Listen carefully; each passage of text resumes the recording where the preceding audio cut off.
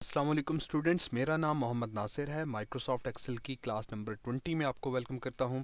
इस क्लास में हम सीखने की कोशिश करेंगे मिक्स्ड रेफरेंस क्या होता है। तो चलिए स्टार्ट करते हैं।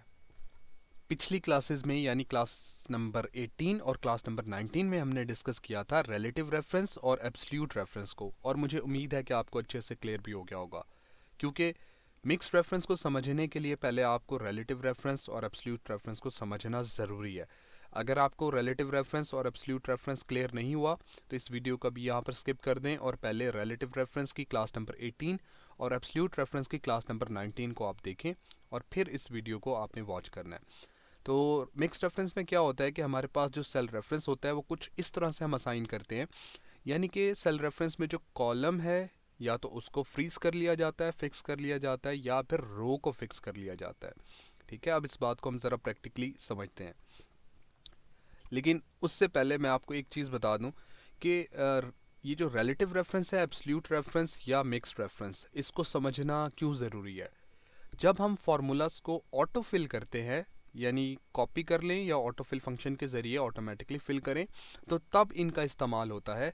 अगर आप फार्मूला को वन बाय वन सेल में एक एक करके लगाते हैं तो तब इसकी ज़रूरत नहीं पड़ती। ठीक है, लेकिन जब आप ऑटो फिल करना चाहेंगे फार्मूलाज को, तब आपको रिलेटिव रेफरेंस, एब्सोल्यूट रेफरेंस और मिक्स्ड रेफरेंस का समझ आना ज़रूरी है।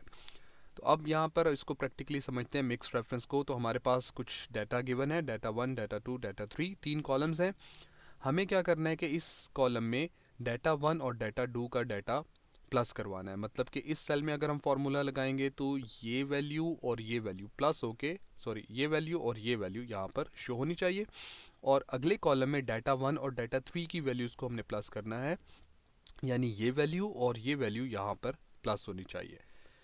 तो स्टार्ट कर लेते हैं, इक्वल लगाते हैं, और हमने क्या करना है कि यहाँ पर इस रो में डाटा 1 और डाटा 2 की वैल्यू प्लस होनी चाहिए। तो इस रो में डाटा 1 की वैल्यू ये है A3 प्लस, और डाटा 2 की वैल्यू ये है B3।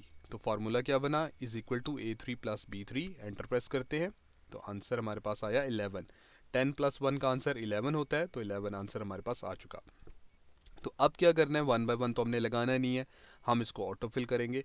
तो सबसे पहले मैं इस तरफ इसको ऑटो फिल करता हूँ। मैंने राइट साइड पे मूव किया, तो राइट साइड पे हमारे पास क्या आंसर आया है, 30 आंसर आया है। तो यहाँ आंसर क्या आना चाहिए था, हमारे पास डाटा 1 और डाटा 3 की वैल्यूज़ इस रो में प्लस होनी चाहिए थी।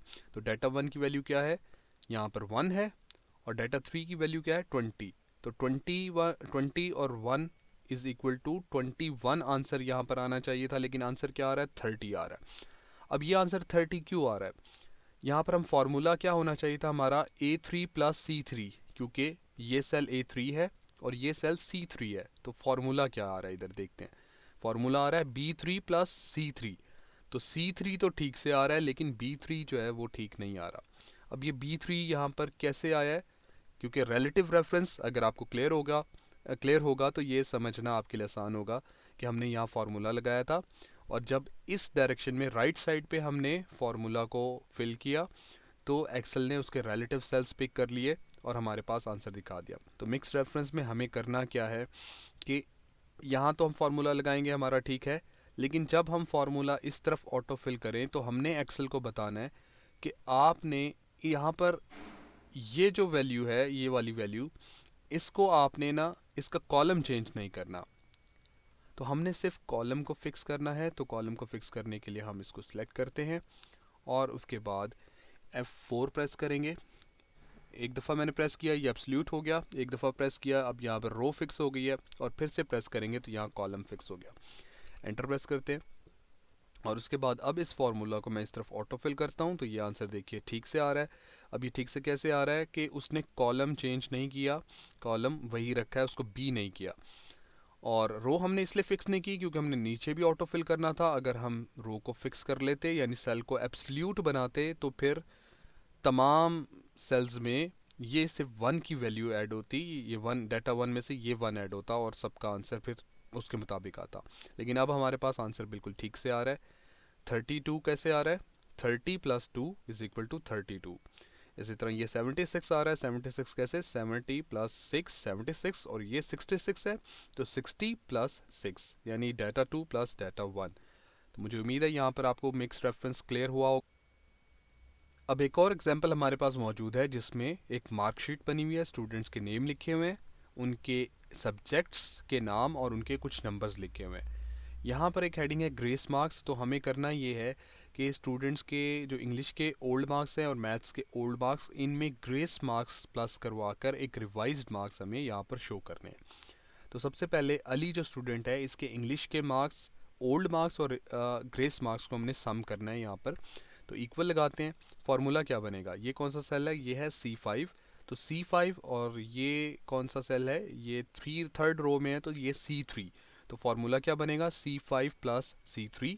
तो ये देखें C5 प्लस C3, ठीक है, ये हमारा फार्मूला बना। एंटर प्रेस करते हैं। एंटर प्रेस करने के बाद इस फार्मूला को अब हम ऑटो फिल करते हैं। ऑटो फिल किया मैंने, राइट साइड की तरफ किया, तो हमारे पास मैथ्स के रिवाइज्ड मार्क्स आ गए 52 प्लस 3 55। तो यहाँ पर तो हमारे पास आंसर अभी बिल्कुल ठीक आ रहा है। अब प्रॉब्लम कब आएगा, जब हम इसको ऑटो फिल करेंगे। तो ऑटो फिल करके देखते हैं। ऑटो फिल किया तो अब प्रॉब्लम आ गया। प्रॉब्लम क्या आ रहा है, यहाँ वैल्यू के नाम से एरर आ रहा है। एरर क्यों आ रहा है, इसमें हम ज़रा चेक करते हैं। देखिए यहाँ क्या हो रहा है कि C6 ये है बासित के इंग्लिश के मार्क्स C6, और इसमें प्लस क्या हो रहा है C4 में क्या लिखा हुआ है, C4 में इंग्लिश लिखा हुआ है, टेक्स्ट है। अब वैल्यू में टेक्स्ट कैसे ऐड होगा, इसलिए एरर आ गया। अच्छा, अब नीचे ज़रा चेक कर लें, नीचे क्या हुआ है कि ये जो चांद है, चांद के इंग्लिश के मार्क्स प्लस C5 हो रहा है। C5 कौन सा सेल है, बासित के इंग्लिश के मार्क्स ओल्ड वाले, तो वो उसमें ऐड हो रहे हैं, मतलब सारी गड़बड़ हो गई है। अब ये गड़बड़ क्यों हो रही है, क्योंकि इसमें जो ग्रेस मार्क्स वाले सेल हैं, इसमें हमने रो को फिक्स करना है, मिक्स रेफरेंस यूज़ करना है, ताकि जब हम नीचे फार्मूला फिल करें तो ये रो फिक्स रहे और वैल्यूज़ ग्रेस मार्क्स की वहाँ से आए। तो अब इसको ठीक करते हैं। ठीक करने के लिए क्या होगा, यहाँ से देखिए मैं सारा डिलीट कर देता हूँ। इक्वल लगाते हैं, उसके बाद ये सेल प्लस दिस सेल, ठीक है, ये हमारा फार्मूला बन गया जो कि हमने पहले भी लगाया था। अब हमें करना यहाँ पर ये है कि ये जो रिवाइज मार्क्स हैं ये दोनों, इनकी रो दोनों की सेम है, 3 है रो नंबर, तो हम इसको फिक्स करेंगे यानी मिक्स रेफरेंस यूज़ करते हुए, ताकि ये जब ऑटो फिल करें नीचे की तरफ तो ये रो फिक्स रहे, ये चेंज ना हो और ग्रेस मार्क्स की वैल्यू इन्हीं सेल से आए। तो F4 एक दफ़ा प्रेस करते हैं तो ये एब्सोल्यूट रेफरेंस बन गया। फिर से F4 प्रेस करेंगे तो अब यहाँ पर रो फिक्स हो चुकी है। रो से पहले आप देखें डॉलर साइन आ गया, तो एंटर प्रेस कर देंगे। ये तो हमारे पास आंसर आ गया 58, बिल्कुल ठीक है। इसको अब हम इस तरफ ऑटो फिल करते हैं तो ये हमारे पास आंसर 55 आ गया, बिल्कुल ठीक है। अब इन दोनों सेल्स को सिलेक्ट रखते हुए नीचे की तरफ हम ऑटो फिल करेंगे तो अब हमारे पास आंसर्स बिल्कुल ठीक से आ चुके हैं।